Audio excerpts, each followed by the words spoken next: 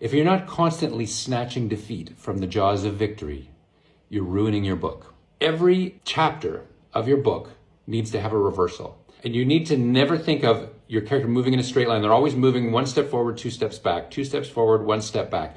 Constantly fighting against the counter attack by the opponent and also their own internal weakness. If you don't have reversals, your story will be boring and feel monotonous. It'll feel like this. They want to feel the tension of whether or not things are going to succeed constantly. You're constantly keeping your reader in a state of tension, whether that's an emotional story or a plot-driven story. And there are rules to how you do this. For instance, generally speaking, if the twist in the midpoint of your story is a twist in a positive direction, in the sense that your character achieves a big step forward, they discover the location of the serial killer, then at the end of the second act, the twist will be a reversal. Things will go backwards. The big bad will kill the partner of your hero, for instance. If at the midpoint, the character love interest gets a job in the same office as our hero, then at the second act reversal, they'll find a love note on their desk that's from the hero and they'll think it's from the manager and then fall in love with the manager. But at the same time, if it happens in the opposite direction, and it can,